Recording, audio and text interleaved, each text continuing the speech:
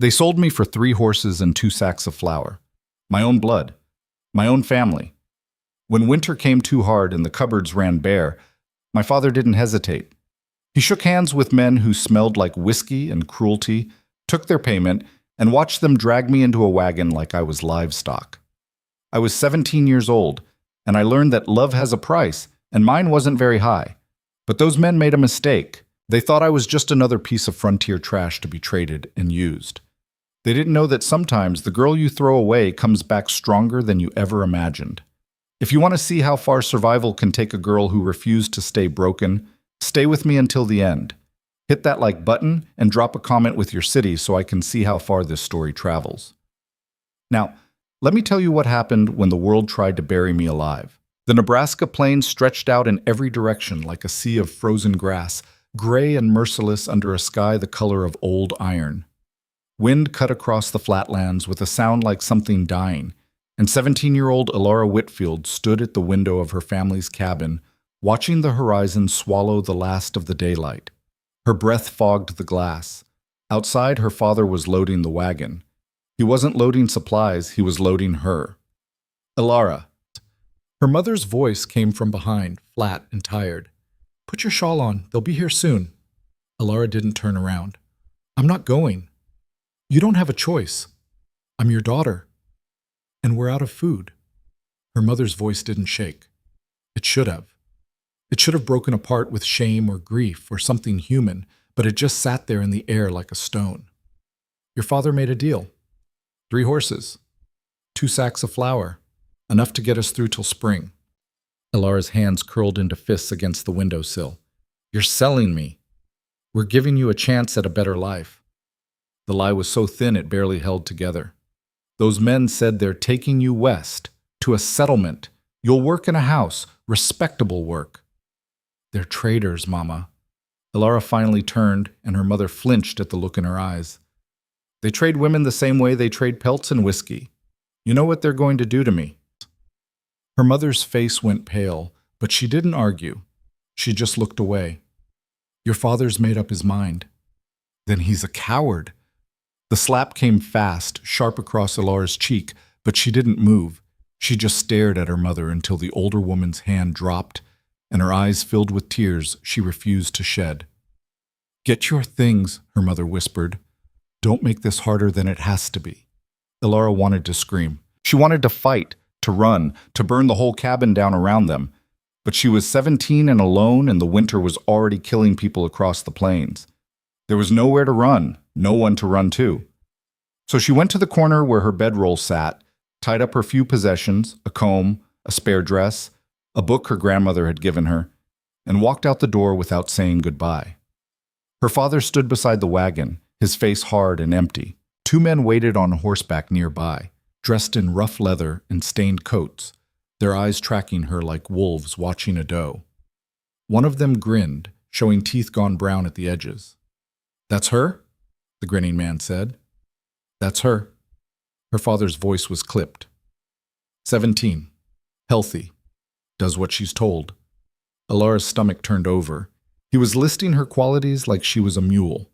The second man, older and meaner looking, leaned forward in his saddle.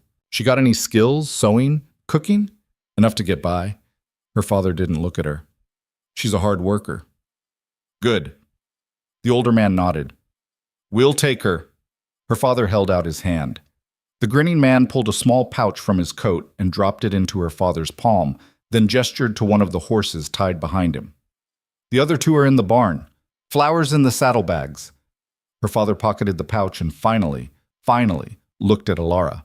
For a moment, she thought she saw something flicker in his eyes. Regret, maybe, or guilt. But it died before it ever became real. Take care of yourself, he said. Elora didn't answer. She climbed into the back of the wagon, sat down on the rough wooden boards, and stared straight ahead as the 2 men tied her wrists with rope. Not tight enough to cut, but tight enough to remind her she wasn't free. The grinning man climbed up onto the driver's bench and snapped the reins, and the wagon lurched forward. Elora didn't look back. The first 2 days were the worst. They traveled south and west, cutting through open prairie that seemed to go on forever. the sky pressing down like a lid on a coffin. The men didn't talk to her much except to tell her when to eat, when to sleep, when to keep her mouth shut. At night, they tied her to a wagon wheel and sat by the fire drinking whiskey and laughing at jokes she couldn't hear. She learned their names. Garrett was the grinning one, and Cole was the older man with the dead eyes. But she didn't speak to them. She barely spoke at all. On the third day, they reached a trading post at the edge of a shallow river.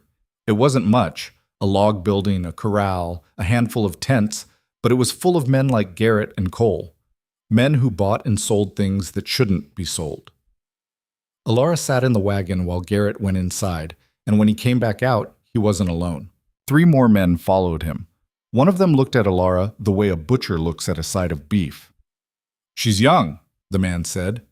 "Young and strong," Garrett replied. "Worth twice what we're asking."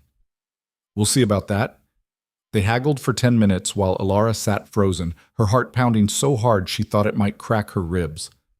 Finally, money changed hands, and the new men climbed into the wagon. Garrett untied her wrists just long enough to hand her off, then retied them even tighter.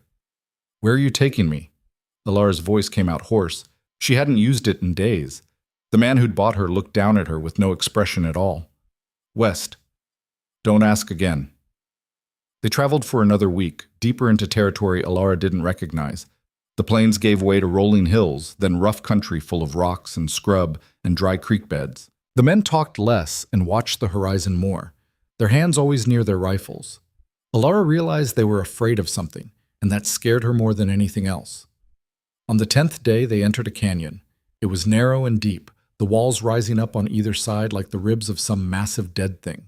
The wagon rattled over stones, and the horses' hooves echoed off the rock. The men were tense now, their eyes darting to every shadow, and Alara felt the fear in the air like smoke. Then the first shot rang out.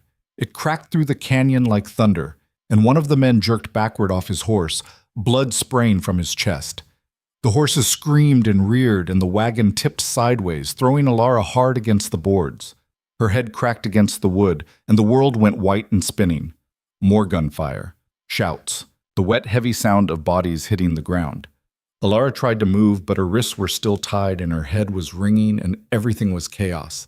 She squeezed her eyes shut and waited to die. But the gunfire stopped. The silence that followed was worse than the noise. Alara lay still, her breath coming in short, shallow gasps, listening to the sound of footsteps crunching over gravel. Someone was walking toward the wagon. She opened her eyes. A man stood above her, silhouetted against the sky. He was tall and broad-shouldered, dressed in buckskin and dark cloth, his long black hair tied back with a strip of leather. His face was hard and angular, his skin the color of deep bronze, and his eyes were the coldest, sharpest thing Alara had ever seen. He looked down at her, and she looked back, too terrified to move.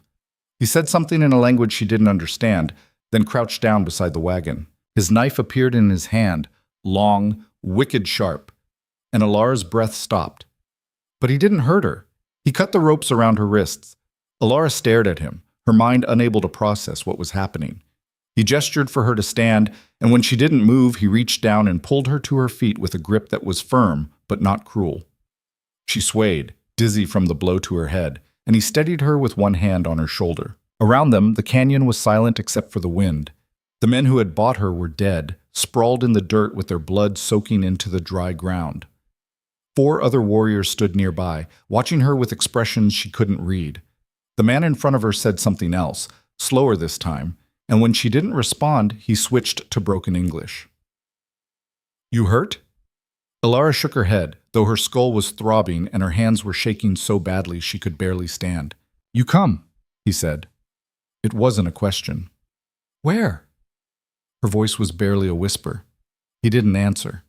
He just turned and walked toward the horses. And after a long, frozen moment, Alara followed. They rode for hours.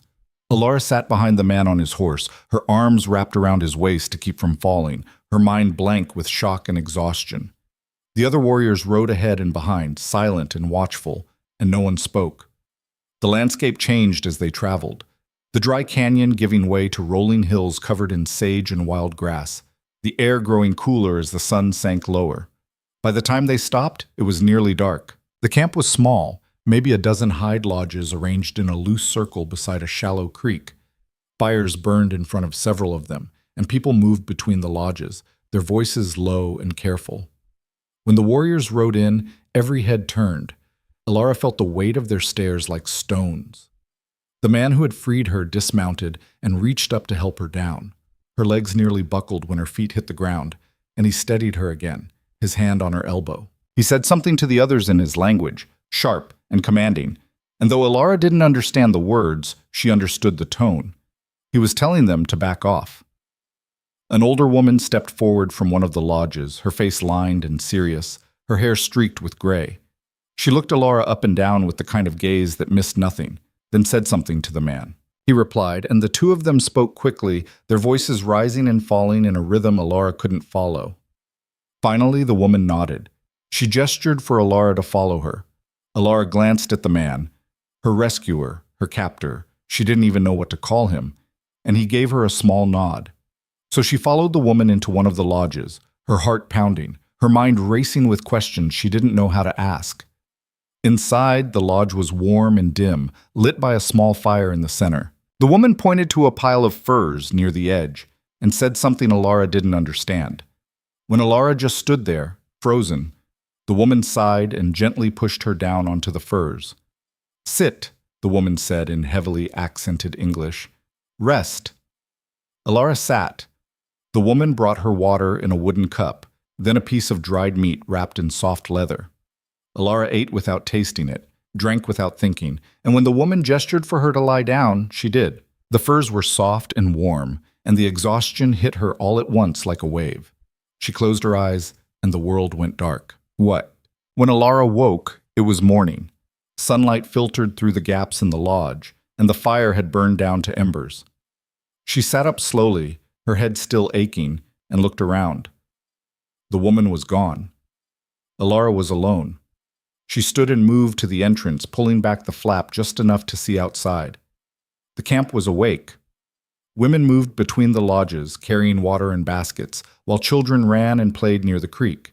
Men sat in groups, talking and working on weapons or hides. It looked like any other settlement Alara had ever seen, except that no one looked like her. She let the flap fall closed and backed away, her heart racing. Where was she?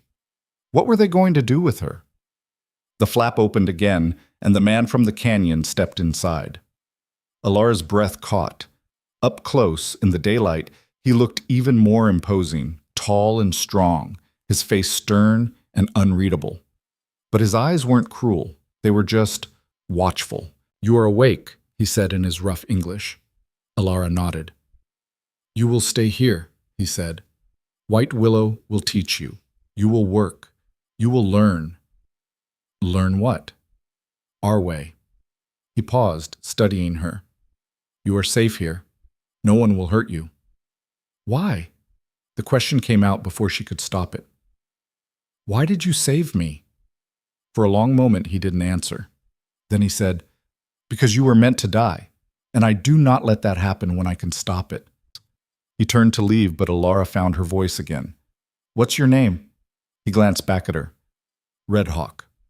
"I'm Alara." He nodded once, then stepped out of the lodge and was gone. Alara stood there in the silence, her mind spinning. She didn't know where she was. She didn't know what was going to happen to her. But for the first time in weeks, she wasn't tied up. She wasn't being sold. And no one was looking at her like she was property. It wasn't freedom, but it was something. The days that followed were strange and disorienting. White Willow, the older woman who had brought Alara into the lodge, became her constant shadow.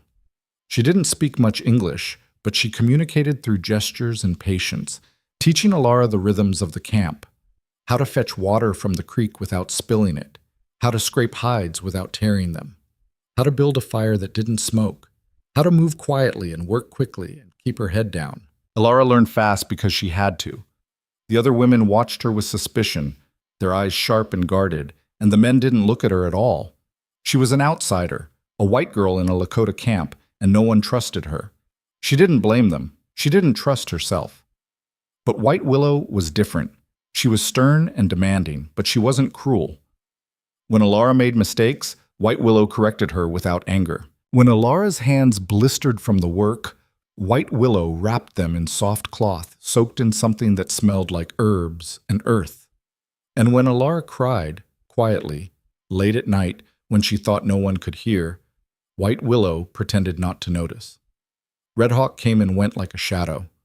Alara saw him around the camp, always busy, always watchful, but he rarely spoke to her. When he did, it was brief and practical. White Willow says you are learning. Do not wander past the creek. Stay close to the lodges. Alara wanted to ask him questions, 1,000 questions, but she didn't. She just nodded and went back to work. Weeks passed.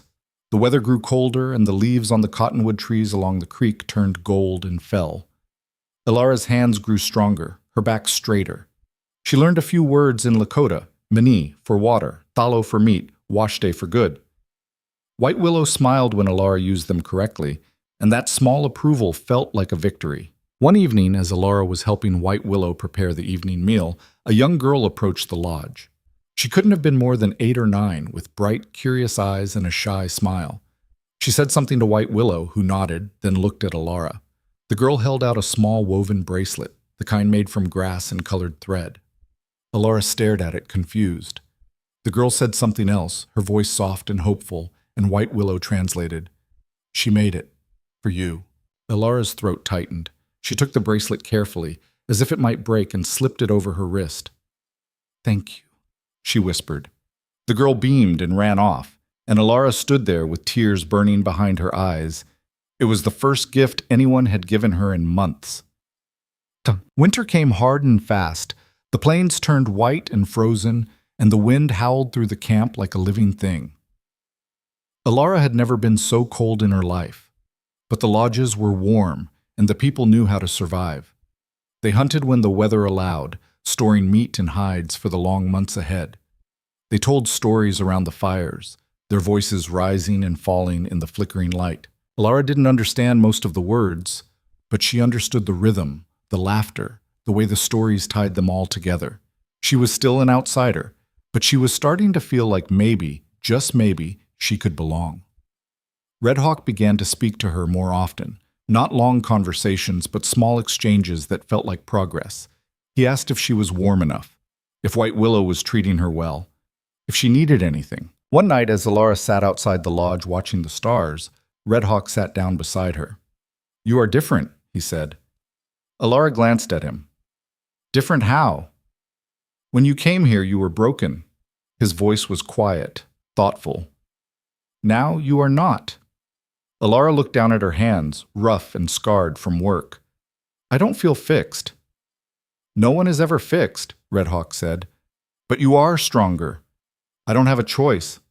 "You always have a choice." He met her eyes, and for the first time she saw something other than watchfulness in his gaze. She saw understanding. "You chose to survive. That is not nothing." Alara didn't know what to say to that, so she just nodded. They sat in silence for a long time, watching the stars wheel overhead, and for the first time since her father sold her, Alara felt something that might have been peace. Spring came slowly, the snow melting into mud and the creek swelling with runoff. The camp grew busier as the weather warmed, and Alara found herself pulled into the rhythm of it, planting, gathering, repairing. She was no longer the fragile, terrified girl who had stumbled into the canyon. She was stronger now, sharper, more sure of herself. And Red Hawk noticed. He started finding reasons to be near her, to check on her work, to walk with her to the creek, to sit beside her at the fires. At first, Alara thought it was just coincidence. But White Willow gave her a knowing look one day, and Alara realized the truth. He was interested. And so was she. It started with small things. A brush of hands when he passed her something, a lingering glance across the fire, a quiet conversation that stretched longer than it needed to. Alara told herself not to hope, not to want, not to let herself feel anything that could hurt her. But it was too late. She was already falling. One evening, Red Hawk asked her to walk with him. They followed the creek away from the camp, the water rushing over the stones, the sky streaked with pink and gold. When they reached a quiet bend in the creek, Red Hawk stopped and turned to face her. "Alara," he said, and the way he said her name made her heart stutter. "I need to tell you something." She waited, Her breath caught in her chest. "When I found you in that canyon, I thought you would die," he said. "You were small and frightened, and I did not think you would survive. But you did. You became strong. You became beautiful." Alara's face burned. "Red Hawk, I want you to stay," he said, his voice steady and sure. "Not because you have nowhere else to go, but because I want you here. With me." Alara stared at him, her mind spinning. "You want me to stay?" "Yes." "Why?" "Because when I look at you, I see someone who fought to live," Red Hawk said, "and I want to fight beside you." Alara's eyes filled with tears, but she didn't look away. "I don't know if I can be what you need." "You already are." He reached out and took her hand, his grip warm and steady, and Alara felt something inside her break open, something she'd been holding on to for too long. Fear. Shame. The belief that she wasn't worth wanting. She stepped forward and let herself be held, and for the first time in her life, she felt like she was home. The weeks that followed felt like waking up from a long, cold dream. Alara had spent so much of her life bracing for the next blow, the next betrayal, the next reminder that she didn't matter. But here, in this place that should have been foreign and frightening, she found something she'd never had before. Steadiness. Red Hawk didn't make grand promises or speak in flowery words. He simply showed up. Every morning, every evening, in the small spaces between work and rest, he was there. And slowly, carefully, Alara let herself believe it was real. White Willow noticed, of course. The old woman missed nothing. One afternoon, as Alara helped her grind dried berries into paste, White Willow spoke without looking up from her work. "He has chosen you." Alara's hand stilled. "What?" "Red Hawk." White Willow's tone was matter-of-fact, as if she were commenting on the weather. "He has chosen you, and you have chosen him." Alara felt her face grow warm. "I don't know what you mean." White Willow finally looked at her, one eyebrow raised in quiet amusement. "You think I am blind? You think the whole camp is blind?" She shook her head. "No one is surprised. He has been alone too long, and you needed someone who would not break." "I'm not trying to—" Alara started, but White Willow waved her off. "You do not need to explain. Love does not ask permission." She paused, her expression softening. "But you should know, not everyone will be happy." "Why not?" "Because you are white." White Willow said it without judgment, just truth. "Because your people have taken much from us. Because some will see you and remember only pain." Alara looked down at her hands, stained purple from the berries. "I didn't take anything from anyone." "I know, but that will not matter to everyone." White Willow reached over and squeezed Alara's wrist gently. "You will have to prove yourself, again and again. That is the price of being different." Alara met her eyes. "I've been proving myself my whole life." White Willow smiled, small and sad. "Then you are already strong enough." Matt.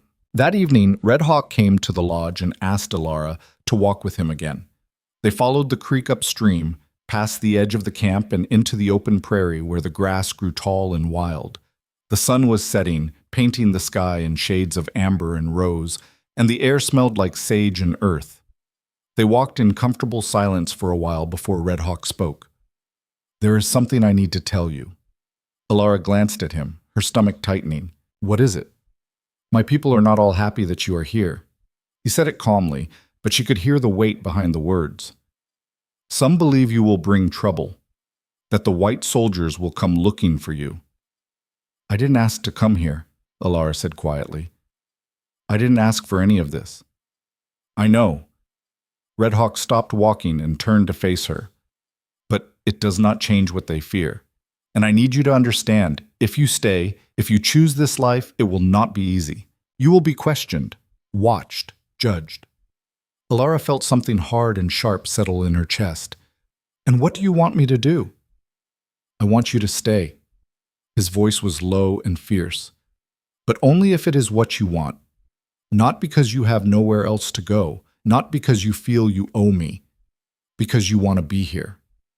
Alara looked at him, really looked at him, at the strong, serious face that had pulled her out of the dirt and the darkness, at the man who had given her a second chance when the world had thrown her away. "I want to stay," she said. "I don't know what that makes me. I don't know if I'll ever really belong. But I want to try." Red Hawk's expression softened, and he reached out to touch her face, his hand warm against her cheek. "Then we will try together." He kissed her then, slow and careful, and Alara felt the last walls around her heart begin to crumble. The first real test came 2 weeks later. Alara was at the creek washing clothes with two of the younger women, sisters named Ayana and Maka. They had started to warm to her, teaching her words and correcting her pronunciation with patient smiles. It was the closest thing to friendship Alara had felt in months, and she was grateful for it.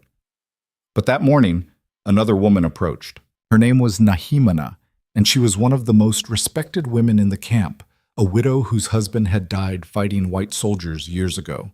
She was tall and stern, her face carved from stone, and when she stopped in front of Alara, the air went cold. "You," Nahimana said in halting English, "you do not belong here." Ayana and Maka went silent, their eyes wide. Alara straightened, her heart pounding. "White Willow said I could stay." "White Willow is old and soft." Nahimana's voice was hard. "She does not remember what your people have done." "I'm not responsible for what other people did," Alara said, forcing her voice to stay steady. "You carry their face, their blood." Nahimana stepped closer, her eyes blazing. "You think you can live here and forget where you came from? You think Red Hawk will protect you forever?" "I don't need him to protect me," Alara said, and she was surprised to find she meant it. "I can take care of myself." Nahimana laughed, sharp and bitter. "You are a child playing dress-up. You know nothing of our ways, nothing of our pain." "You're right," Alara said. "I don't know your pain, but I know mine, and I know what it's like to be thrown away by the people who were supposed to love me.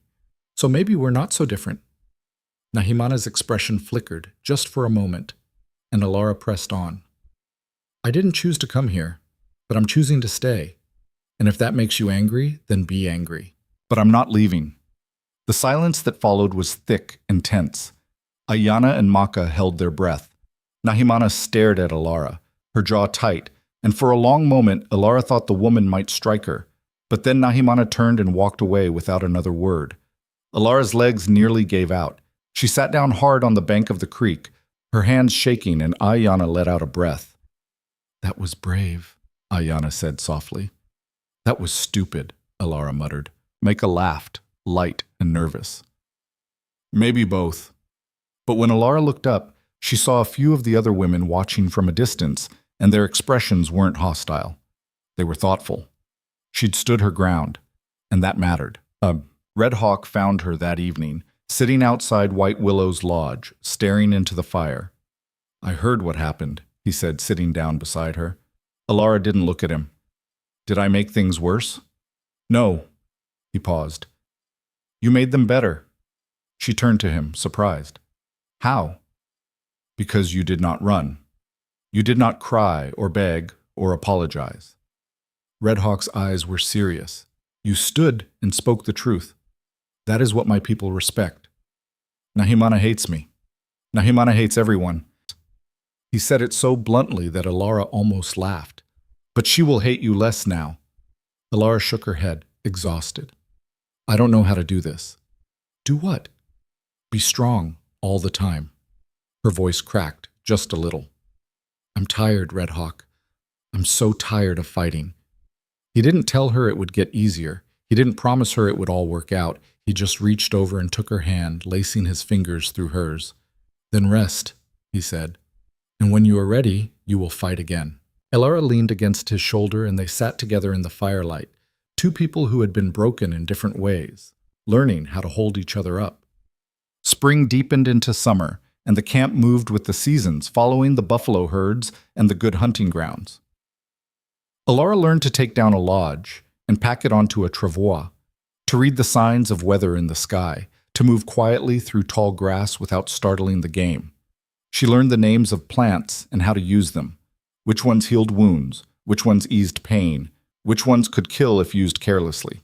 She also learned the language. It came slowly at first, stumbling and awkward, but White Willow was a patient teacher.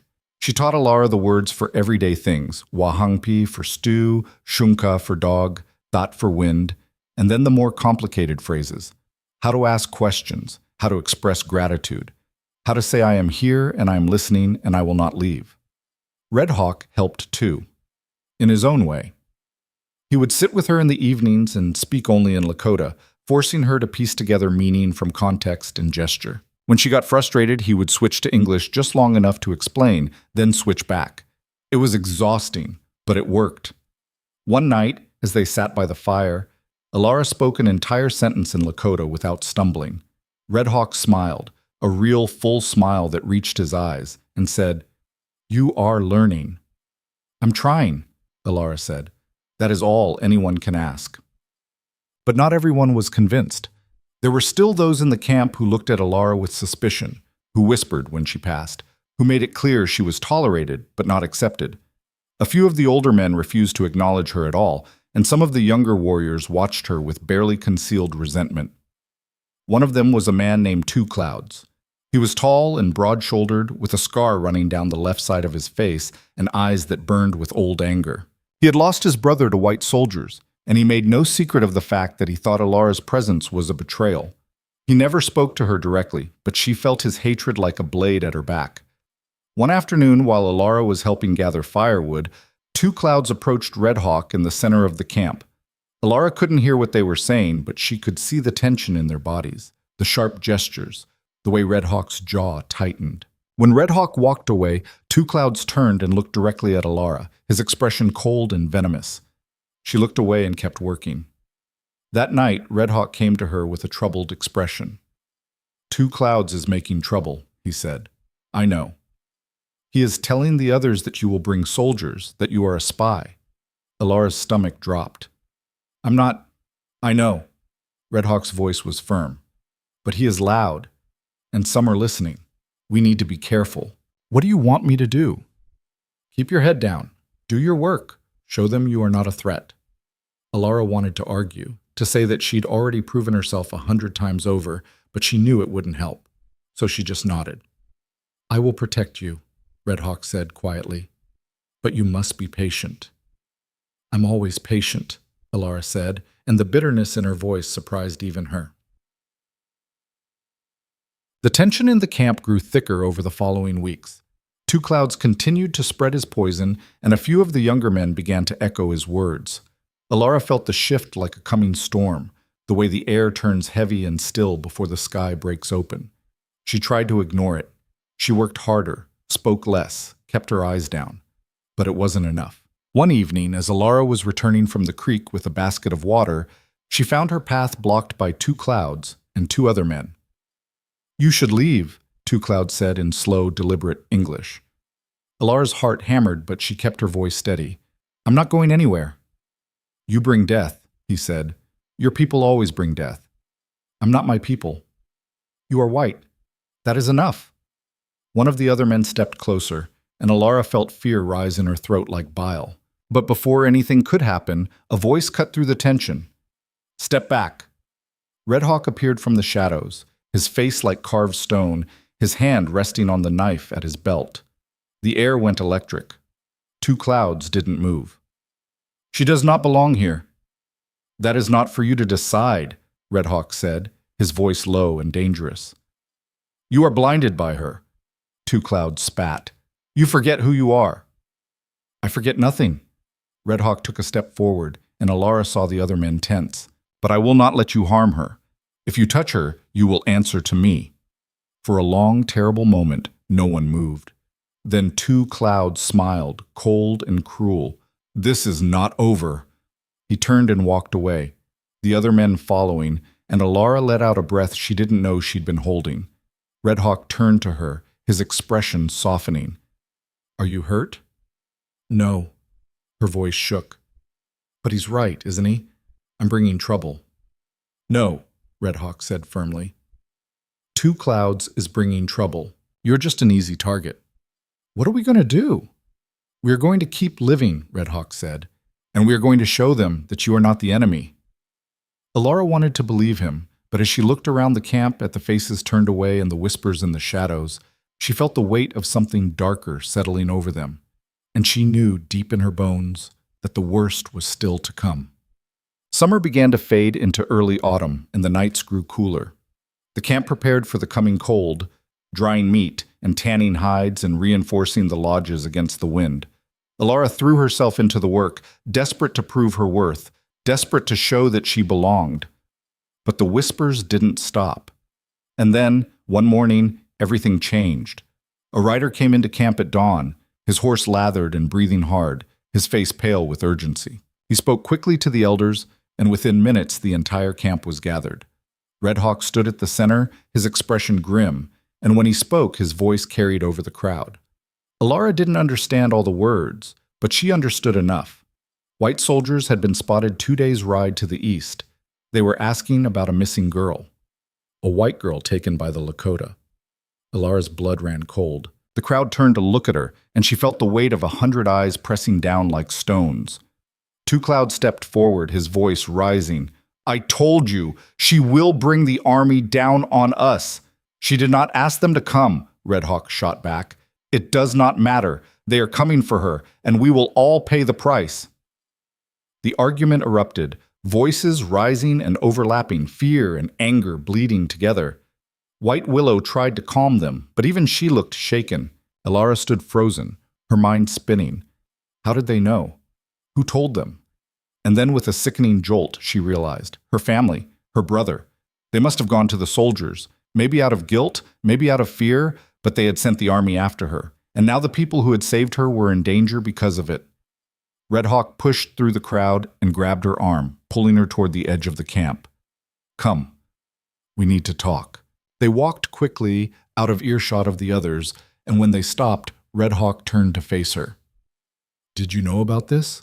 he demanded. "No," Alara said, her voice breaking. "I swear, I didn't know." He searched her face, and she saw the conflict in his eyes, trust warring with doubt. "My family must have told them," Alara said. "They must have said I was taken, that you kidnapped me." "Why would they do that?" "Because it's easier than admitting they sold me." Alara felt tears burn her eyes. "Because the truth makes them look like monsters." Red Hawk's jaw tightened. "If the soldiers come, there will be a fight. People will die." "I know." "Then what do we do?" Alara looked at him, her heart breaking. "I have to go back." "No." "If I go to them, if I tell them the truth, they will not believe you," Red Hawk said. "They will take you, and they will punish my people anyway. That is what they do." "Then what?" Alara's voice rose, desperate. "What other choice do we have?" Red Hawk didn't answer. He just pulled her into his arms and held her tight, and Alara clung to him like he was the only solid thing in a world that was breaking apart. That night the elders held a council. Alara was not invited, but Red Hawk told her what was said. The camp was divided. Some wanted to move immediately, to disappear into the hills before the soldiers arrived. Others wanted to prepare for a fight. A few, led by Two Clouds, wanted to hand Alara over and be done with it. Red Hawk argued against all of it. He said they should wait, should send scouts to learn more, should not act out of fear. But fear was a powerful thing. By morning, the decision was made. The camp would move west, deeper into the mountains, and they would send scouts to track the soldiers' movements. If the army followed, they would be ready, and Alara would stay hidden. "I don't want to hide," Alara said when Red Hawk told her. "You do not have a choice." "I'm tired of hiding. I'm tired of running." Red Hawk gripped her shoulders, his eyes fierce. "If you show yourself, they will take you, and I will not lose you." Alara felt the tears spill over. "You might lose me anyway. Then we fight to keep you." Cupped her face in his hands, his voice breaking. "Do you understand? I will fight for you. We will all fight for you, but you have to let us." Alara nodded, unable to speak, and Red Hawk kissed her forehead and held her until the shaking stopped. The camp moved the next day, dismantling the lodges and packing everything onto travois and horses. It was a chaotic, frantic process, and Alara worked alongside the others, her heart heavy with guilt. This was her fault, all of it. As they traveled west, Alara stayed close to White Willow, her head covered by a blanket to hide her pale hair. The old woman didn't say much, but her presence was steadying. On the third day, the scouts returned. The soldiers were still coming, and they were closer than expected. The camp made the decision to stop in a narrow valley surrounded by cliffs, a defensible position where they could see anyone approaching. The warriors prepared their weapons, and the women and children were moved to the back of the camp, hidden among the rocks. Alara was placed with them, but she couldn't stay still. She paced and fidgeted, her mind racing. Red Hawk found her as the sun was setting. "You need to rest," he said. "I can't." "Alara, this is wrong." She turned to face him, her voice shaking. "You're preparing to fight because of me. People might die because of me. I can't just sit here and let that happen." "What do you want to do?" Red Hawk asked quietly. Alara took a breath. "I want to face them." "No. Listen to me."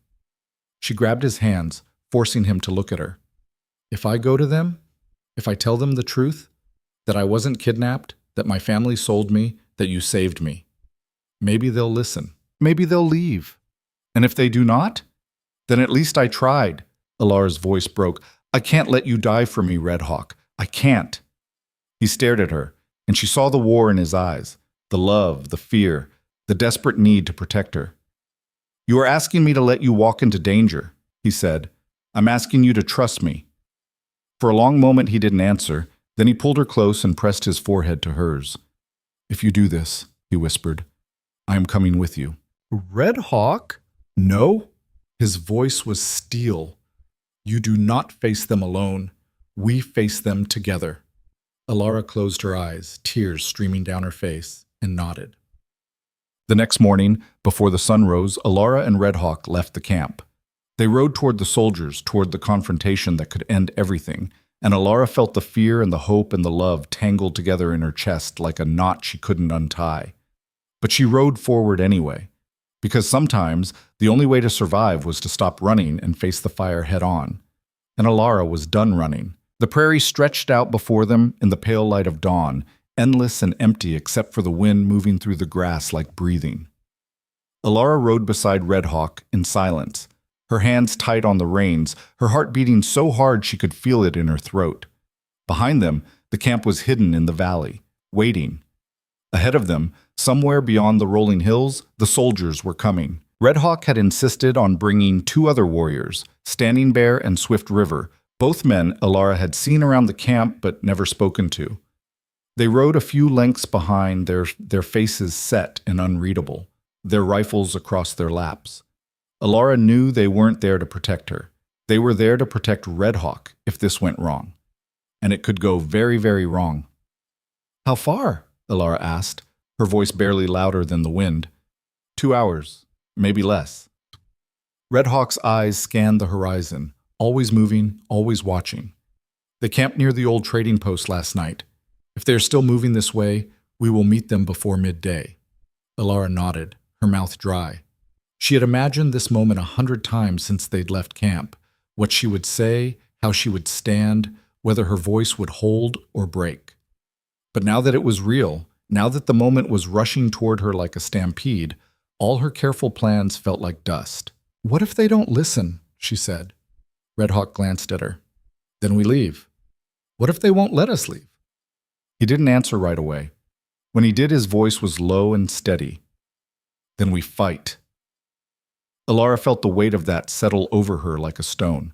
She looked back at Standing Bear and Swift River, at the hard set of their jaws, the way their hands rested near their weapons. These men were prepared to kill and die because of her, because her family had lied, because the world couldn't let her go. "I'm sorry," she said quietly. Red Hawk's hand reached out and caught hers rough and warm. "You have nothing to be sorry for. If I hadn't come here, if you had not come here, you would be dead." His grip tightened, "and I would never have known you, so do not apologize for surviving." Alara felt tears burn behind her eyes, but she blinked them back. She couldn't afford to cry. Not now. They rode on in silence, the sun climbing higher, the land opening up around them in shades of gold and green. Alara tried to memorize it. The smell of sage, the sound of the horse's hooves on hard earth, the feel of Red Hawk's hand in hers. If this was the last morning she ever saw, she wanted to remember it. After what felt like both an eternity and no time at all, Red Hawk raised his hand and they stopped. There, he said, pointing. Alara followed his gaze and saw them, a line of riders moving slowly across the plain about a mile away. Even from this distance, she could see the blue of their uniforms, the glint of metal in the sunlight. There had to be at least 20 of them, maybe more. Her stomach dropped. "That is a lot of soldiers," Swift River said in Lakota, his voice tight. "Too many," Standing Bear agreed. Red Hawk's jaw clenched. "We do not run. Not yet." He turned to Alara, his eyes searching hers. "You're sure about this?" Alara looked at the soldiers, then back at Red Hawk, at the man who had pulled her out of the dirt and given her a reason to keep breathing, at the life she had built from nothing. "I'm sure," she said. Red Hawk nodded once, then turned his horse and started riding toward the soldiers. Alara followed, her heart pounding, her hands shaking so badly she had to grip the reins tighter to keep them steady. Standing Bear and Swift River flanked them, silent and watchful. As they drew closer, the soldiers saw them and stopped. There was a flurry of movement, hands going to weapons, horses being reined in, shouts carrying across the distance. The line of blue coats shifted into a loose formation, rifles raised, and Alara felt the air turn electric with danger. Red Hawk raised one hand, palm out, the universal sign for peace. The soldiers didn't lower their weapons. A man rode forward from the center of the line, older, with gray in his beard and stripes on his sleeve that marked him as someone in command. He stopped about 30 yards away and called out in a voice that carried like a whip crack. "That's close enough!" Red Hawk stopped. Alara stopped beside him, her breath coming fast and shallow. The officer's eyes swept over them, lingering on Alara. She saw the moment he registered her pale skin, her light hair, the fact that she was dressed in Lakota clothing and riding beside a Lakota warrior. His face hardened. "Are you Alara Whitfield?" he called. Alara's voice caught in her throat. Red Hawk glanced at her, a silent question in his eyes, and she nodded. "I am," she called back, and her voice shook, but it held. The officer's expression shifted. Relief, anger, something Alara couldn't name. "Your family reported you kidnapped. We've been tracking these people for 3 days." He gestured sharply at Red Hawk. "Step away from him, miss. You're safe now." Alara felt something break open inside her, rage, hot and fierce. "I'm not stepping away from anyone," she said, louder this time, "and I wasn't kidnapped." The officer's eyes narrowed. "Your brother said—" "My brother is a liar." The words rang out across the plain, and Alara saw the soldiers shift, uneasy. The officer's face went red. "Miss Whitfield, I don't know what they've told you, but they didn't tell me anything." Alara urged her horse forward a few steps, and Red Hawk moved with her, a solid presence at her side. "My family sold me. Do you understand? My father sold me to traders for horses and flour, and those traders were going to sell me again. These people saved my life." The officer stared at her, his mouth opening and closing like a fish. That's not what we were told." "I know what you were told." Alara's voice was shaking now, but not with fear, with fury.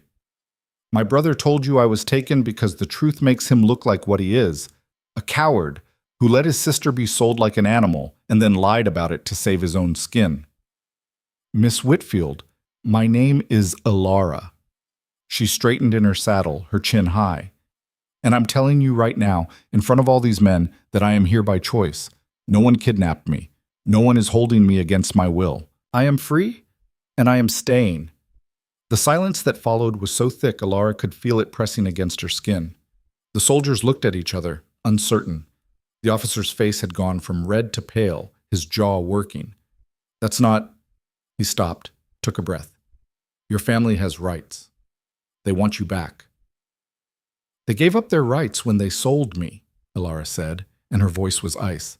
"I don't owe them anything." The officer looked past her to Red Hawk, his eyes hard. "And you, what's your part in this?" Red Hawk met his gaze without flinching. "I saved her. I brought her to my people. She is free to leave whenever she wishes. She chooses to stay."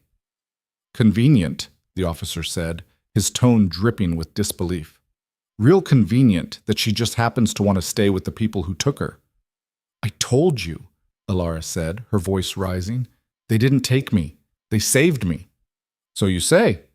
The officer leaned forward in his saddle. But I've got orders to bring you back. Your family's worried sick. My family sold me. Alara's voice cracked, and she felt the tears coming now, hot and unstoppable. They took money for me. They handed me over to men who hurt me, who would have killed me if these people hadn't stopped them. And now they're sending you to drag me back so they can pretend they did nothing wrong. So they can sleep at night without feeling guilty. The officer's face flickered. Just for a moment, Alara saw doubt cross his features. Is that true? He said quietly. Every word. He looked at Red Hawk again. You got proof.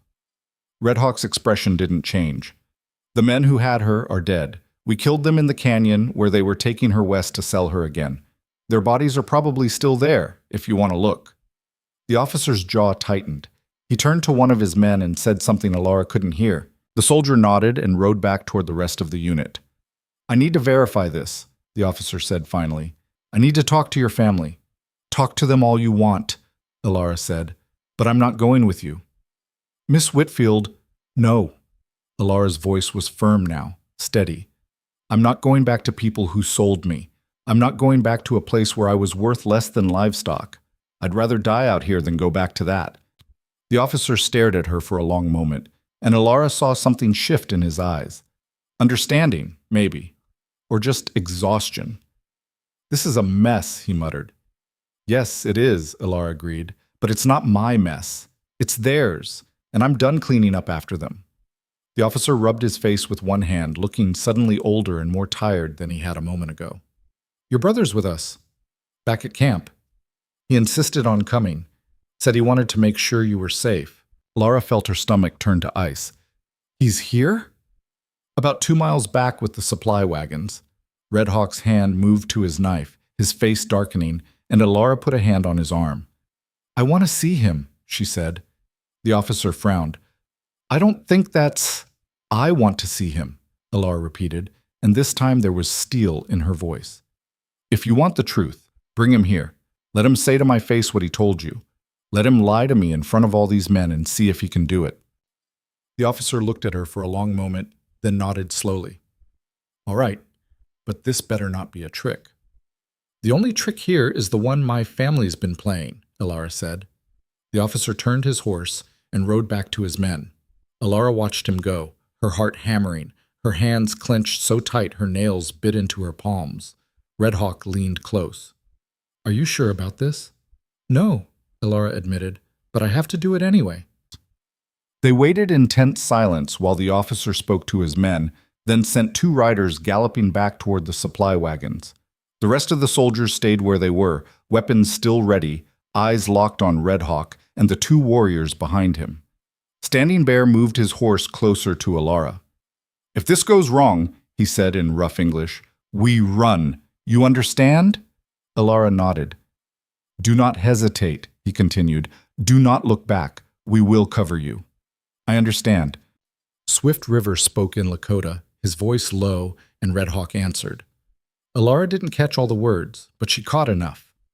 They were planning an escape route, just in case. The minutes crawled by like hours. Alara's horse shifted beneath her, restless, and she stroked its neck to calm it, or maybe to calm herself. The sun beat down, hot and merciless, and sweat trickled down her spine. Finally, she saw movement on the horizon. 2 riders returning, and between them, a 3rd horse carrying a man Alara would have recognized anywhere, her brother, Thomas. He looked thinner than she remembered, his face drawn and pale, his eyes hollow. When he saw her, he pulled his horse to a stop so abruptly it reared, and one of the soldiers had to grab the reins to steady it. Alara stared at him, and he stared back, and for a moment the whole world went silent. Then Thomas opened his mouth. Alara, he said, and his voice broke on her name. Thank heaven you're alive. The words were so absurd, so grotesquely false, that Alara almost laughed. Don't, she said. Thomas blinked. Don't what? Don't pretend you care. Alara's voice was cold and flat. Don't stand there and act like you were worried about me. I was worried. You sold me, Thomas. The words hit like a slap. Thomas flinched, his face going red, and the soldiers around them shifted uncomfortably. It wasn't like that. Then what was it like? Alara demanded. Tell me. Tell all these men what really happened. Thomas looked around wildly, his eyes darting from the officer to the soldiers to Red Hawk, and Alara saw panic rising in him like floodwater.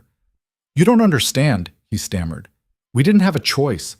The winter was coming, and we were starving, and Pa said what? Alara's voice rose. That it was easier to sell me than to go hungry? That I was worth 3 horses and some flour? We thought you'd have a better life. Liar!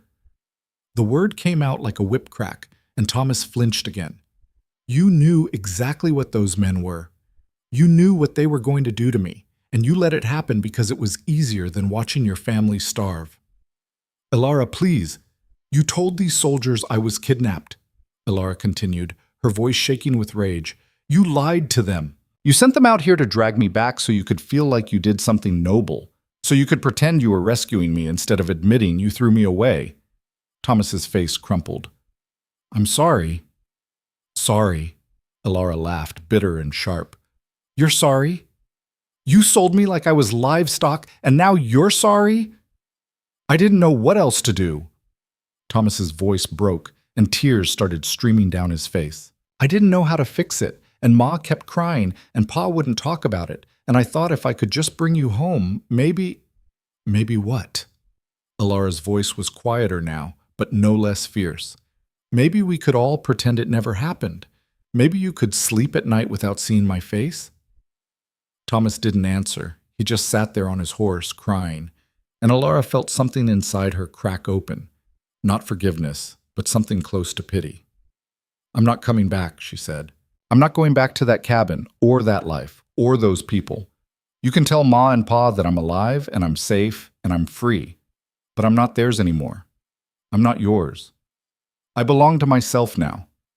Thomas looked at her, his face blotchy and red. What are you going to do? I'm going to stay here, Alara said, with people who didn't sell me. She turned to the officer who had been watching the whole exchange with a look of dawning horror on his face. You wanted the truth, Alara said. There it is. My own brother just admitted he knew what would happen to me. So tell me, Captain, are you still going to drag me back to the people who sold me? The officer looked at Thomas, then back at Alara. His face was gray. No, he said quietly. No, I'm not.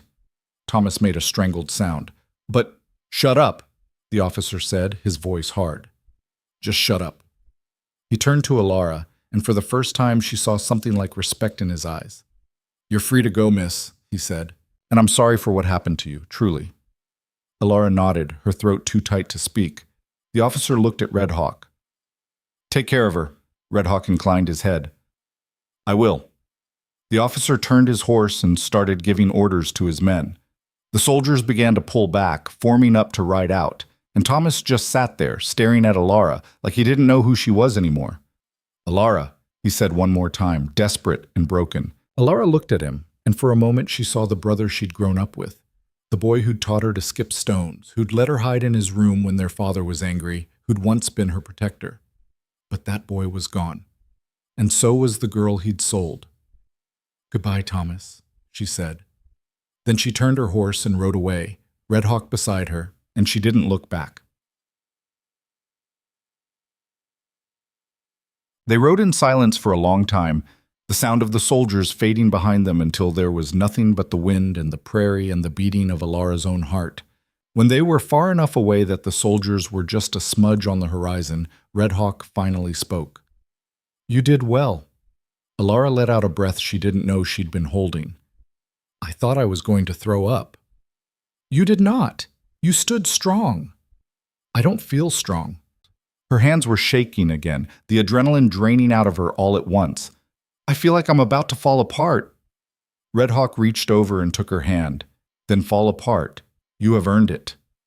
Alara laughed, a weak, watery sound, and the tears finally came. She cried as they rode, silent and shaking, and Red Hawk held her hand and didn't say a word. Standing Bear and Swift River rode ahead, giving them space, their silence a gift. By the time they reached the valley where the camp was hidden, the sun was starting to sink toward the horizon, painting the sky in shades of gold and red. The people came out to meet them, their faces tense and worried, and when they saw that Alara and Red Hawk were unharmed, relief washed over the camp like rain. White Willow pushed through the crowd and pulled Alara into a fierce hug. "You are safe," she said, her voice thick with emotion. "You are home." Alara clung to her, and the word echoed in her mind. Home. For the first time in her life, it felt true. That night, the camp gathered around the fire, and Red Hawk told the story of what had happened. He spoke in Lakota, his voice carrying over the crowd, and though Alara didn't understand every word, she understood enough. He told them about the soldiers, about Alara's brother and his lies, about the way Alara had stood in front of armed men and spoken the truth without flinching, about how she had won the confrontation without a single shot fired. When he finished, the camp was silent. Then one of the elders stood, a man named Grey Wolf, old and respected, his face lined with years. He looked at Alara, and she held his gaze, her heart pounding. "You have proven yourself," he said in slow, careful English. "You have shown courage. You have shown loyalty. You are no longer an outsider." He switched to Lakota, and White Willow translated softly in Alara's ear. "You are one of us now. You are Lakota." The camp erupted in voices, some cheering, some murmuring, some still uncertain. But the resistance that had been there before, the wall of suspicion and fear, had cracked. Alara felt tears streaming down her face, and she didn't bother to wipe them away. Red Hawk stood and pulled her to her feet, and the crowd parted as he led her to the center of the circle. He looked at her, his eyes warm and fierce, and spoke in Lakota. White Willow translated again. "He says you are his, and he is yours, and anyone who questions it will answer to him." Alara looked up at Red Hawk, and he smiled, a real, full smile that made her heart stutter. "I am yours," she said in halting Lakota, "and you are mine." The camp roared with approval, and someone started drumming, and the night dissolved into celebration. Alara danced and laughed and cried, surrounded by people who had once been strangers and were now family. She felt lighter than she had in years, like something heavy had been lifted from her shoulders. But as the fire burned down and the crowd began to drift toward their lodges, Alara's mind turned back to the soldiers, to her brother's broken face, to the officer who had let her go. "Do you think they'll come back?" she asked Red Hawk as they walked toward White Willow's lodge. "Maybe," Red Hawk said, "but not soon, and not for you." "How do you know?" "Because you made them see the truth," Red Hawk said, "and truth is a powerful weapon." Alara looked up at the stars, bright and cold in the vast sky, and thought about the girl she had been, scared and small and sold for nothing. That girl was gone. In her place was someone stronger, someone who had stared down an army and won. Someone who had chosen her own life instead of letting it be chosen for her. Alara Whitfield was dead, and whoever she was now, whoever she was becoming, she was free. The days that followed were different. The camp didn't transform overnight. There were still those who watched Alara with suspicion, still whispers when she passed. But the open hostility was gone, replaced by something cautious and tentative. Respect, maybe. Or at least acceptance.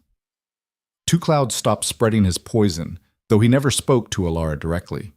Nahimana gave her a curt nod one morning, which felt like a victory. The children stopped staring and started including her in their games. And slowly, carefully, Alara began to feel like she belonged. Red Hawk moved his things into White Willow's lodge without ceremony or announcement. It was simply understood.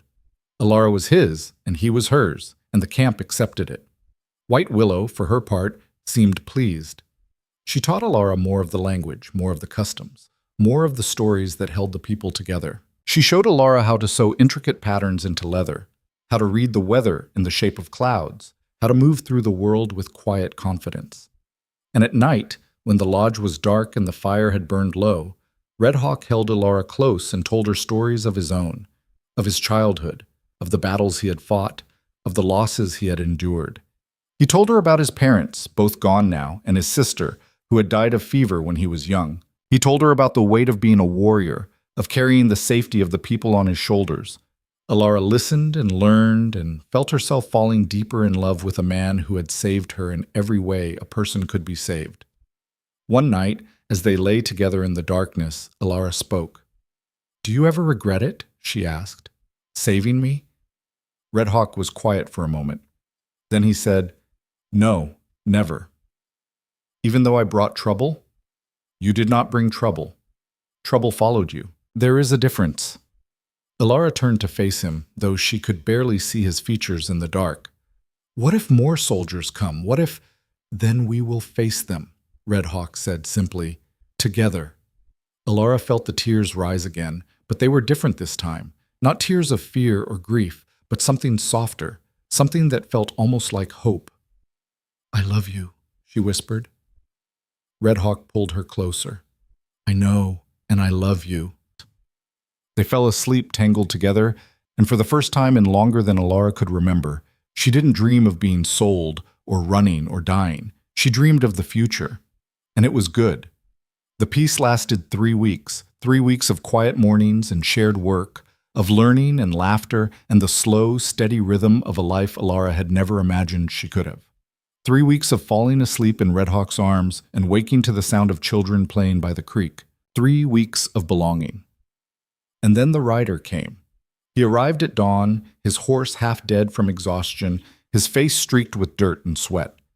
Alara was helping White Willow prepare the morning meal when she heard the commotion, voices rising, people running toward the edge of camp. She dropped the grinding stone and followed, her heart already sinking. The rider was one of the scouts who had been watching the eastern trails, and he was speaking rapidly to the elders in Lakota, his hands gesturing wildly.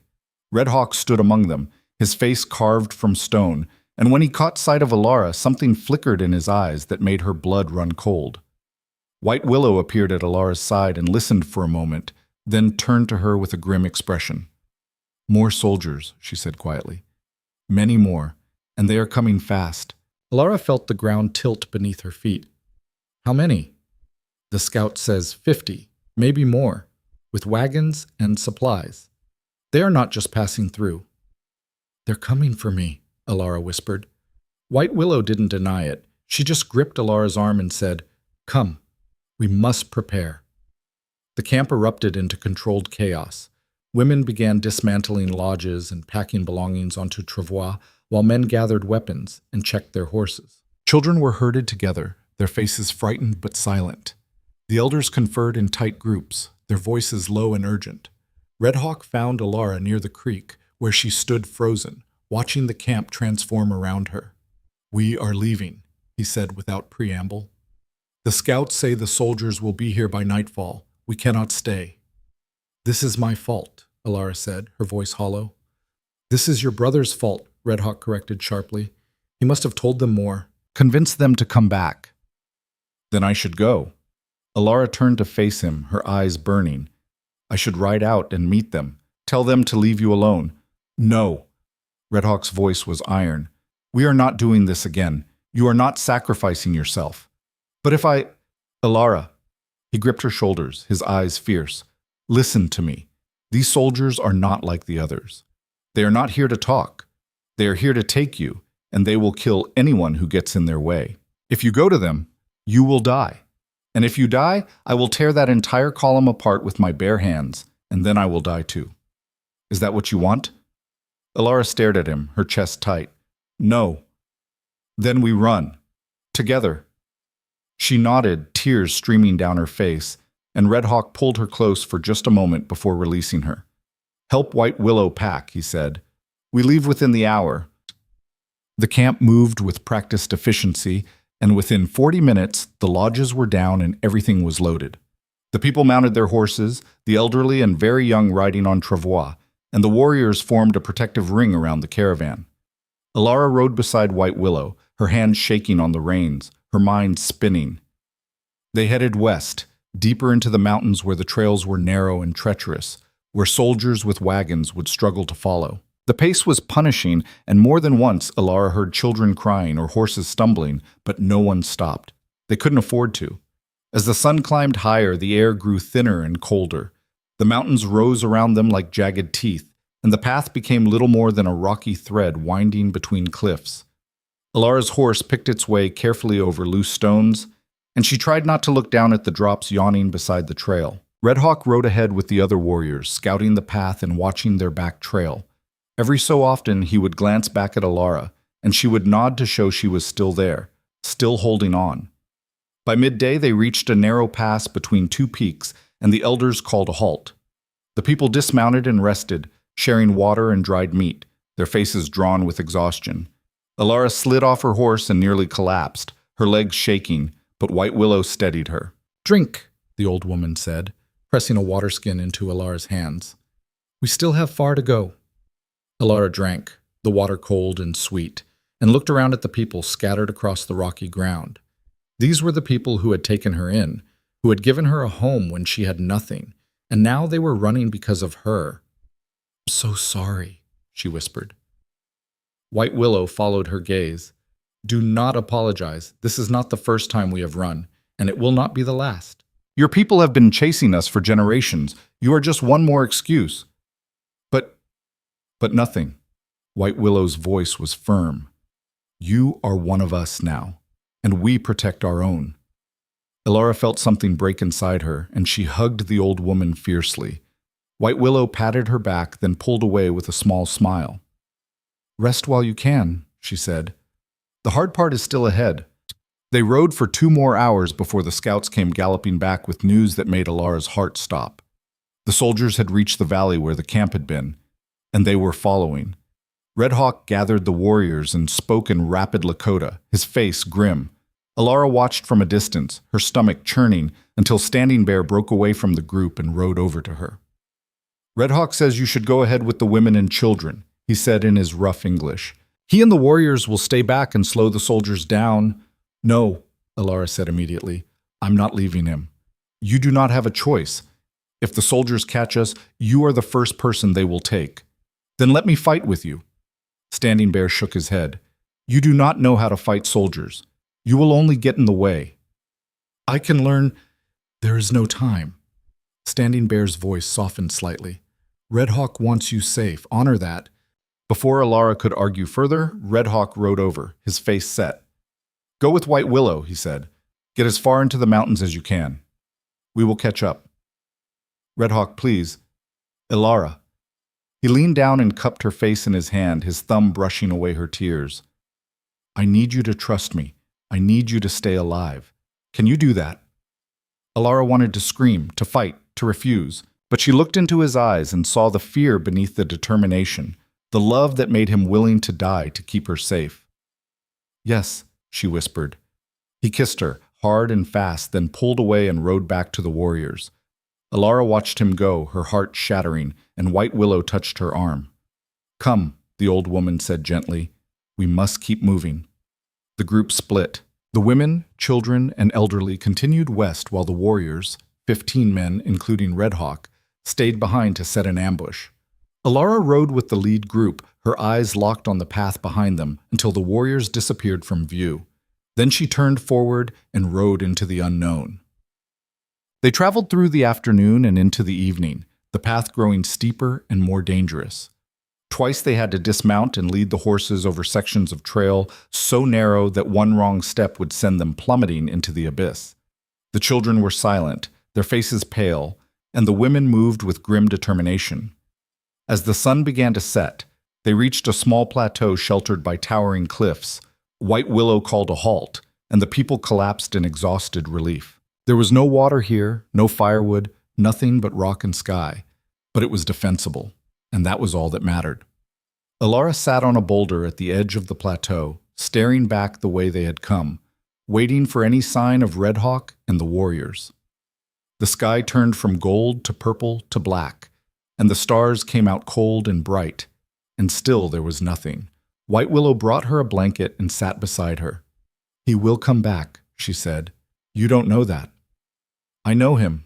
He is stubborn. And he loves you. That makes him very hard to kill."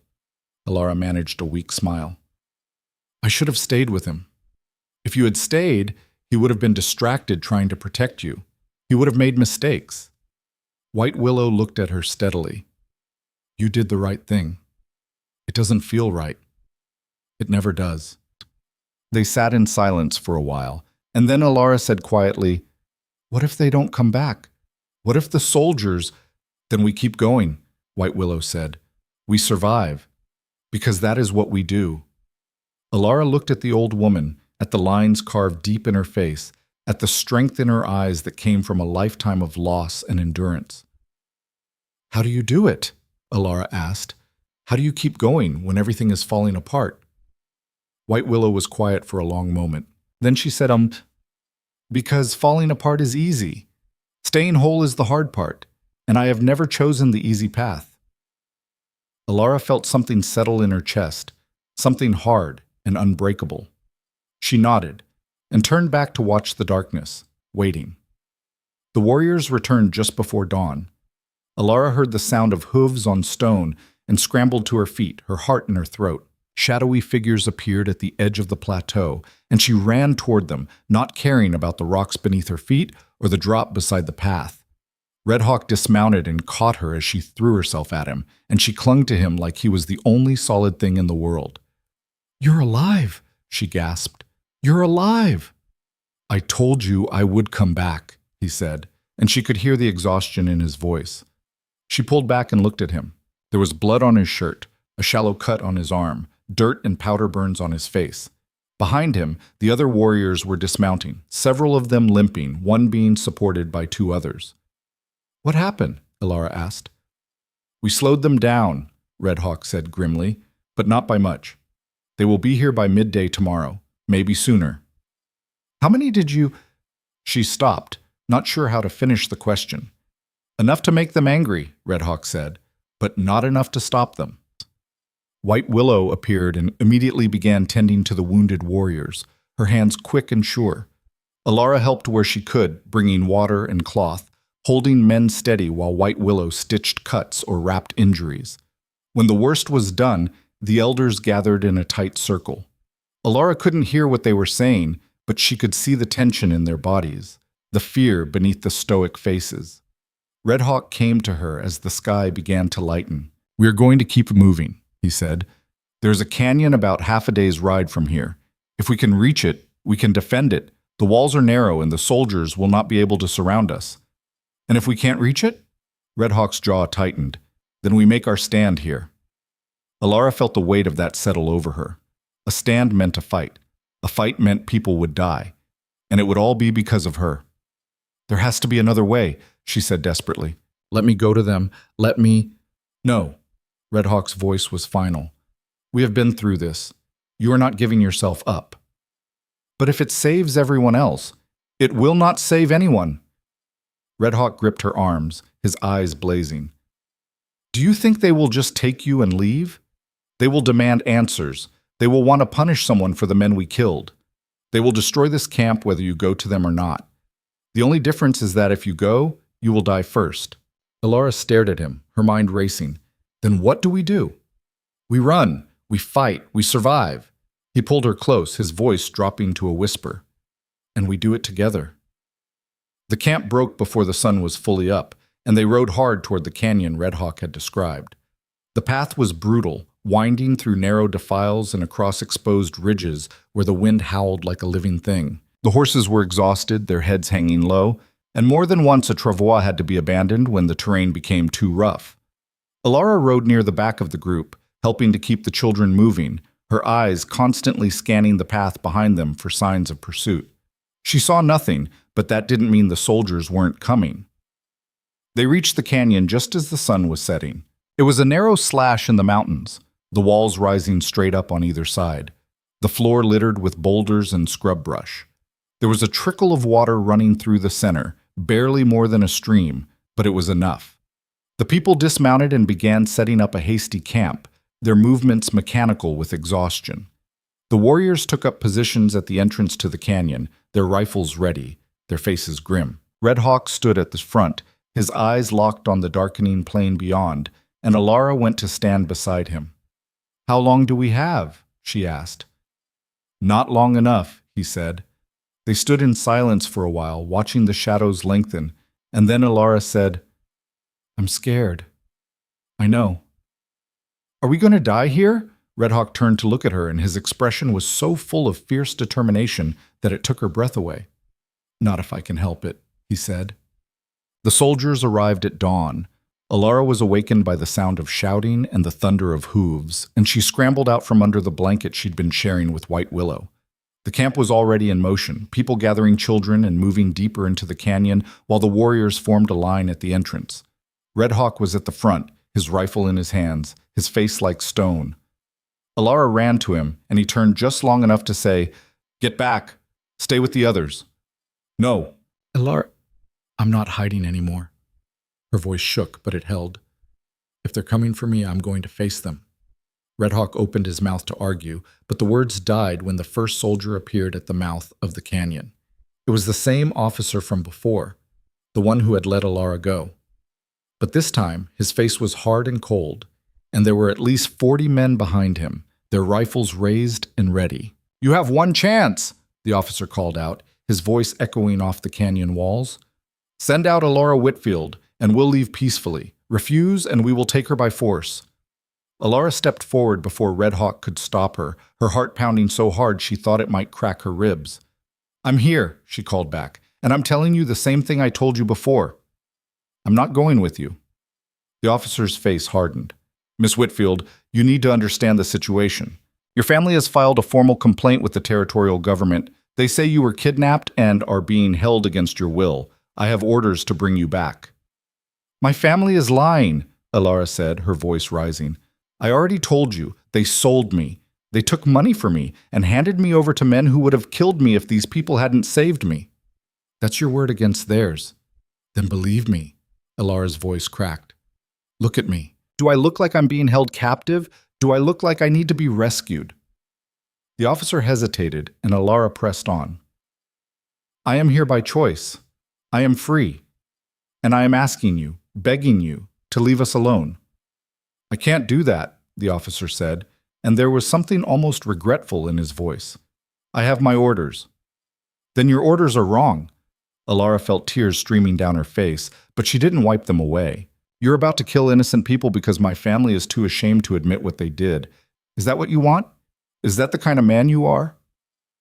The officer's jaw worked, and for a moment Alara thought she saw doubt flicker in his eyes. But then one of the soldiers behind him spoke up, a younger man with a hard, eager face. "Sir, we're wasting time. Let's just take her and be done with it." The officer's face closed off. "Last chance, Miss Whitfield. Come peacefully, or we come in and get you." Alara looked back at Red Hawk, at the warriors standing ready to die for her, at the women and children huddled deeper in the canyon. She looked at White Willow, who gave her a small, sad nod. Then she turned back to the officer and said, "No." The officer sighed and raised his hand. "Take her." The soldiers surged forward, and the canyon erupted in gunfire. The first shots cracked through the air like thunder, and Alara threw herself to the ground as bullets ricocheted off the canyon walls. The sound was deafening, echoing and multiplying until it felt like the whole world was breaking apart. Red Hawk grabbed her and hauled her behind a boulder, his body covering hers, and she felt the impact of bullets hitting stone inches from her head. "Stay down!" he shouted over the noise. The warriors returned fire, their rifles barking in sharp, controlled bursts. The narrow entrance to the canyon worked in their favor. The soldiers couldn't spread out, couldn't surround them, could only push forward in a tight column that made them easy targets. But there were so many of them, and they kept coming.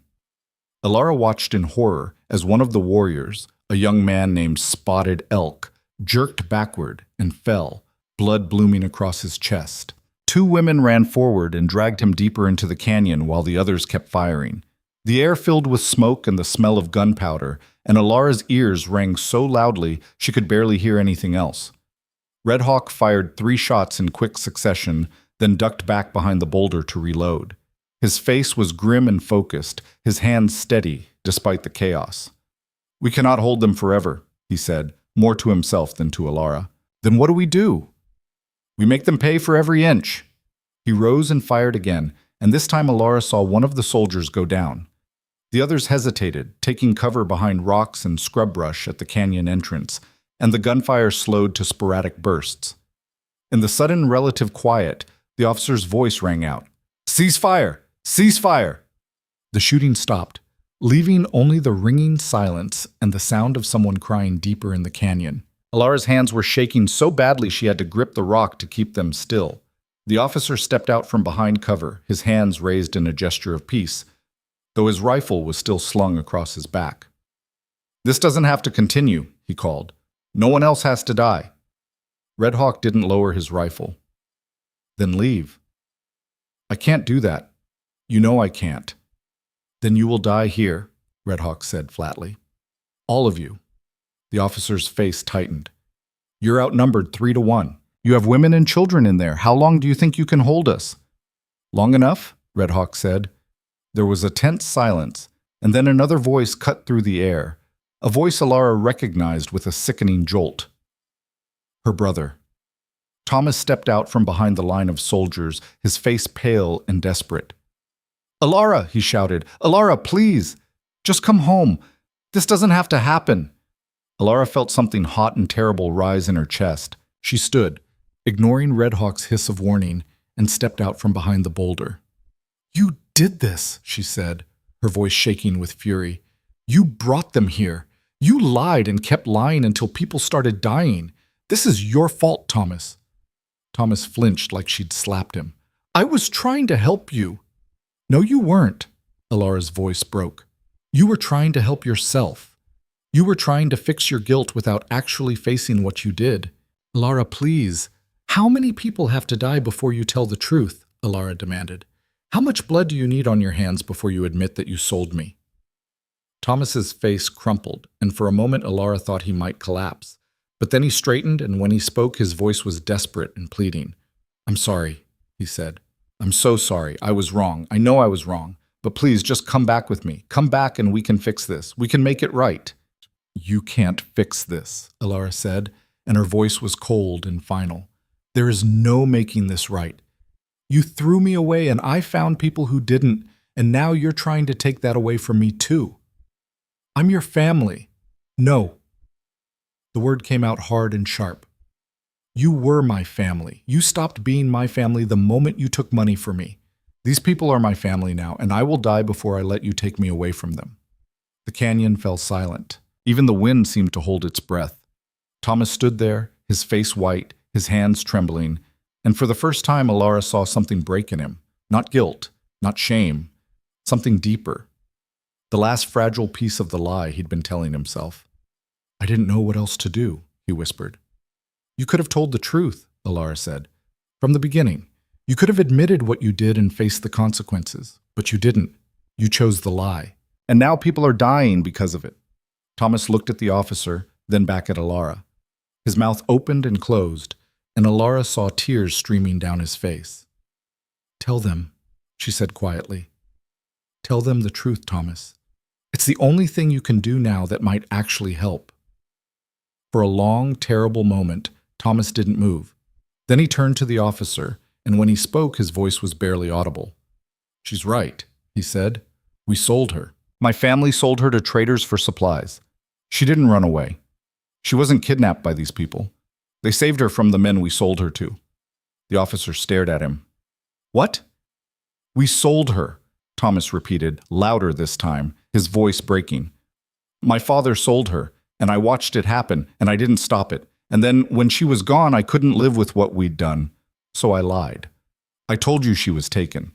I convinced Ma to back up the story. I brought you out here because I thought if I could bring her back, it would fix everything, but it didn't. It just made it worse." The soldiers around him shifted, their faces registering shock and disgust. The officer's expression went from disbelief to cold fury. "You lied to me," he said quietly. "You lied to the territorial government. You brought my men out here under false pretenses." Thomas nodded, his shoulders shaking. "I'm sorry." "Sorry?" The officer's voice rose. "Men have died because of your lie. Good men." "I know," Thomas sobbed. "I know." The officer turned to look at Alara, and for the first time she saw something like respect in his eyes. "You were telling the truth," he said, "the whole time." "Yes," Alara said simply. The officer took a long breath, then turned to his men. "Lower your weapons." There was a moment of confusion, a few muttered protests, but the officer's voice cut through them like a blade. "I said lower your weapons." "That's an order." Slowly, reluctantly, the soldiers lowered their rifles. The tension in the canyon didn't disappear, but it shifted, became something less murderous. The officer looked back at Red Hawk. "You were defending her."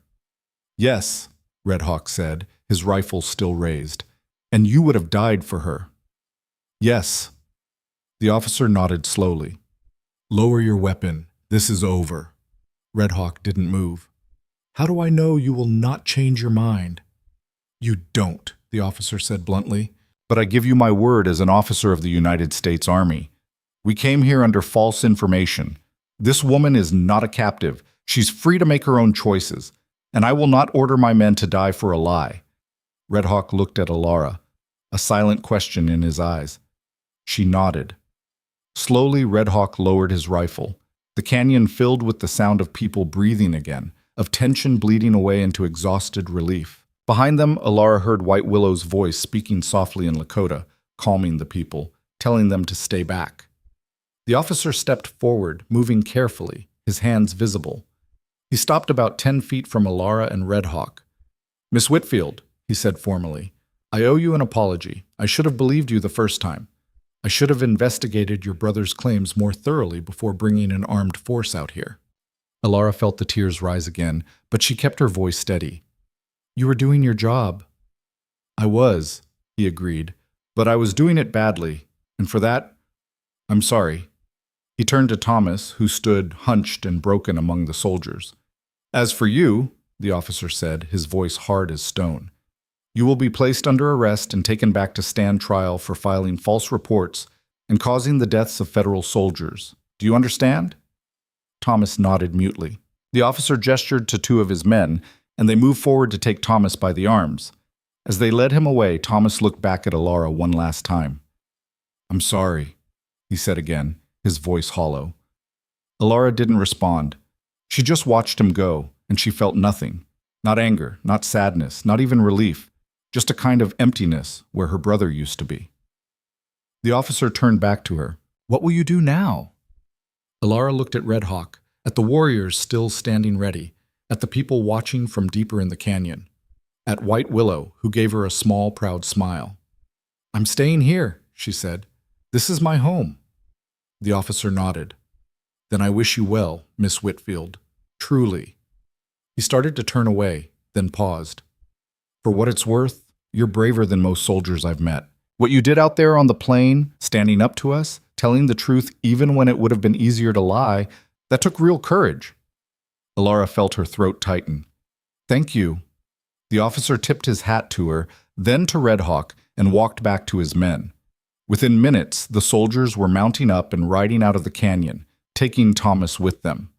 The sound of hooves faded into the distance, and then there was only silence.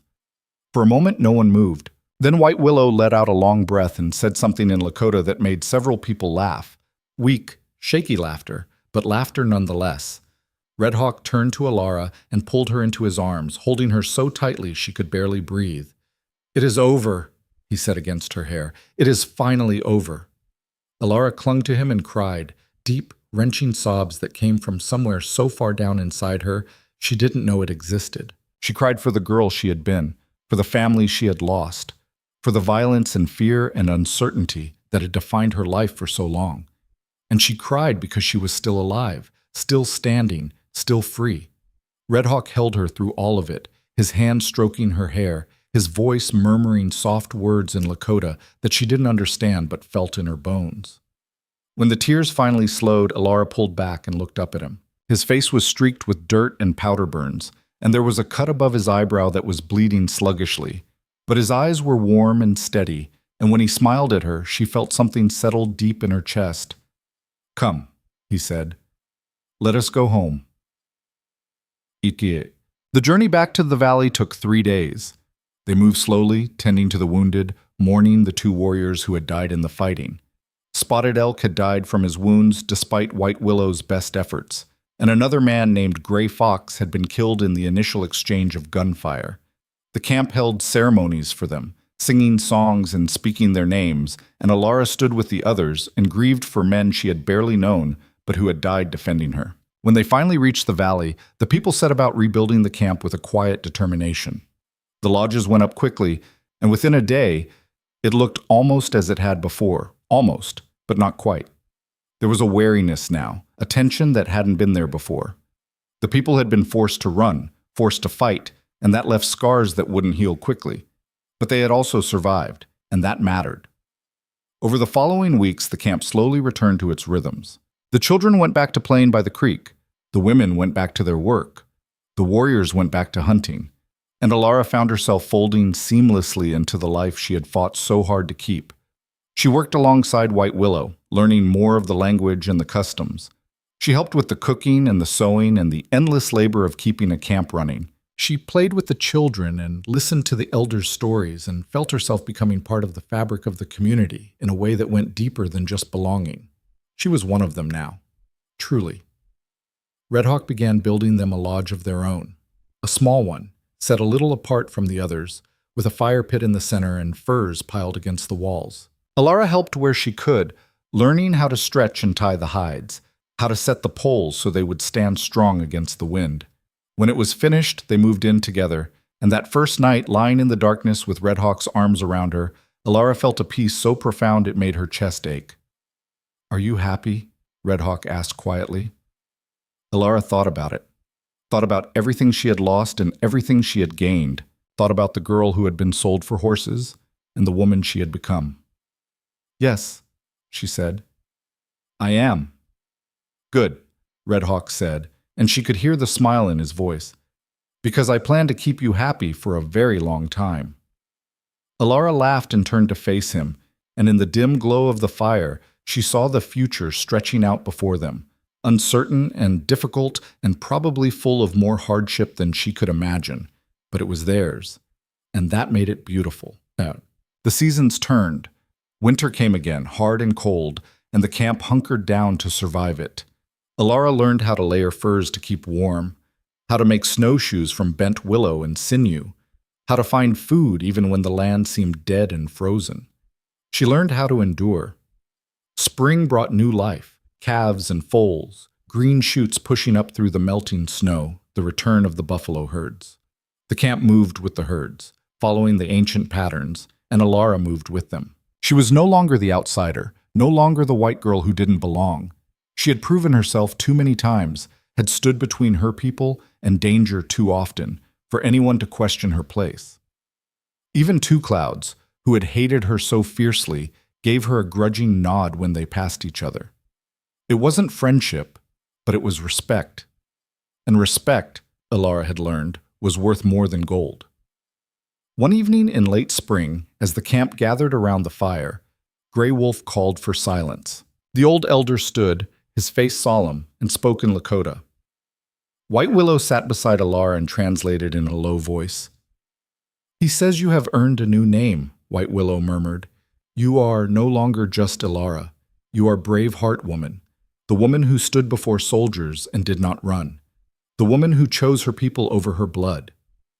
Alara felt tears prick her eyes as the camp murmured its approval. Red Hawk reached over and took her hand, squeezing it gently. "Brave Heart Woman," he said, testing the name. "It suits you." Alara looked around at the faces lit by firelight, faces that had once been strange and frightening, but were now as familiar as her own. These were her people. This was her home. And she had earned it not through birth or blood, but through courage and choice. That night, lying in their lodge with Red Hawk's heartbeat steady beneath her ear, Alara thought about her family, about her mother and father and Thomas, living with the consequences of their choices. She wondered if they ever thought about her, if they regretted what they had done, if they understood that they had thrown away something precious. But she didn't wonder for long, because the truth was, it didn't matter anymore. They had made their choice, and she had made hers. And her choice had led her here, to this place, to this man, to this life that was hard and beautiful, and hers. She had been sold for 3 horses and 2 sacks of flour, but she had bought herself back with blood and courage and love, and that was worth everything. Summer deepened, and with it came a kind of contentment Alara had never known. She and Red Hawk fell into an easy rhythm, their lives intertwining in ways both practical and profound. They hunted together, worked together, laughed together. They argued sometimes, sharp, passionate disagreements that usually ended with both of them laughing at their own stubbornness, but they always came back together. White Willow grew older but no less sharp, and she took great pleasure in teaching Alara the deeper mysteries of the people's ways, the healing plants that grew in hidden places, the songs that carried power, the stories that held the people together across generations. Alara absorbed it all hungrily, knowing that this knowledge was a gift beyond price. One morning, as summer turned toward autumn, Alara woke to find Red Hawk already awake, watching her with an expression she couldn't quite read. "What?" she said, rubbing her eyes. "I was thinking," he said slowly, "about the future." Alara propped herself up on one elbow. "What about it?" "I want children," he said simply. "With you." Alara's breath caught. They had never talked about this directly, though she had thought about it in quiet moments. The idea of bringing a child into this hard world had seemed too big, too frightening to contemplate. But now, looking at Red Hawk's serious, hopeful face, she realized she wanted it too. "So do I," she said softly. Red Hawk smiled, and it was like the sun breaking through clouds. He pulled her close and kissed her, and Alara felt the future unfold in front of them, a future with children running by the creek, with laughter and struggle and love woven together into something worth fighting for. The months passed, and autumn came in shades of gold and crimson. The camp prepared for winter again, and Alara worked alongside the others, her hands quick and sure. She was no longer learning, she was teaching, showing the younger girls how to prepare hides, how to dry meat, how to survive. And as the first snow began to fall, Alara stood outside her lodge and looked up at the sky, watching the white flakes drift down like blessings. She thought about the girl she had been, frightened and small and worth so little in the eyes of the people who should have loved her. That girl was gone. In her place stood a woman who had faced down armies and won. A woman who had chosen love over fear, courage over comfort, truth over lies. A woman who belonged not because someone had given her permission, but because she had earned it. Red Hawk came up behind her and wrapped his arms around her waist, resting his chin on her shoulder. "What are you thinking about?" he asked. "How far I've come," Alara said. "How far we've come. And how far we still have to go?" "Yes." Red Hawk turned her to face him, his eyes serious and warm. "Wherever we go together." "Together," Alara agreed. He kissed her then, slow and deep, and when they finally pulled apart, the snow was falling harder, covering the world in white. They went inside, into the warmth of their lodge, into the life they had built together against all odds. And as the fire crackled and the wind sang through the canyon, Alara felt a certainty settle over her like a blanket. This was her life, her choice, her home, and no one would ever take it from her again. Years passed, and the world outside the camp continued to change. The soldiers came and went, treaties were made and broken. The frontier shifted and evolved in ways both brutal and inevitable. But the camp endured, adapting and surviving as they always had.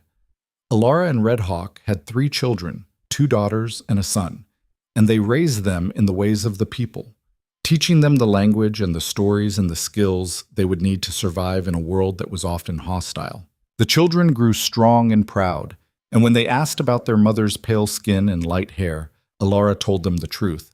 She told them about being sold, about being saved, about choosing to stay when she could have run, about standing up to soldiers and speaking the truth even when it was terrifying.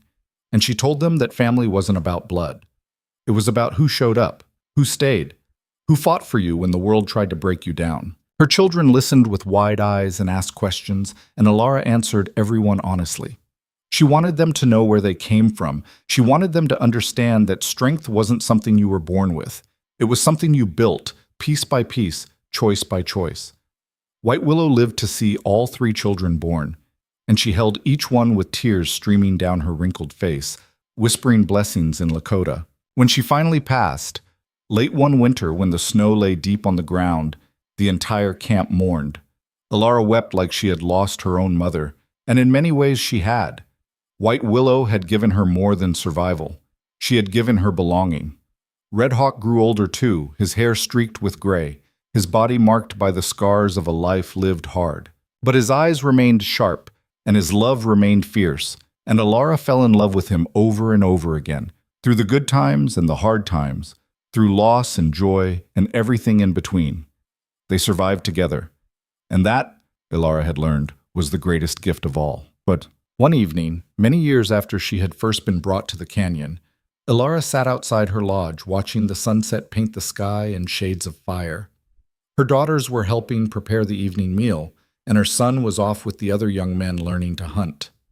Red Hawk was inside, tending the fire, and the camp around her hummed with the familiar sounds of home. She thought about her family, her birth family, the people who had sold her. She wondered sometimes if they were still alive, if they had ever found peace with what they had done. She hoped, in a distant way, that they had. Not for their sake, but for her own.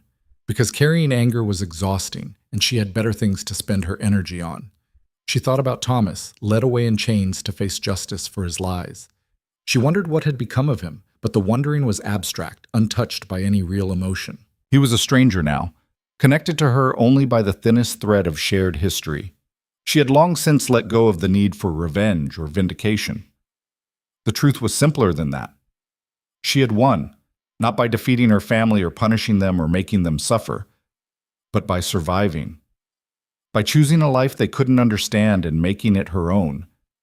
By becoming someone they never imagined she could be. She had won by refusing to stay broken. Red Hawk came out of the lodge and sat beside her, his presence warm and solid. He didn't say anything, just sat there with her, watching the light fade. "Do you ever regret it?" he asked finally. "Regret what?"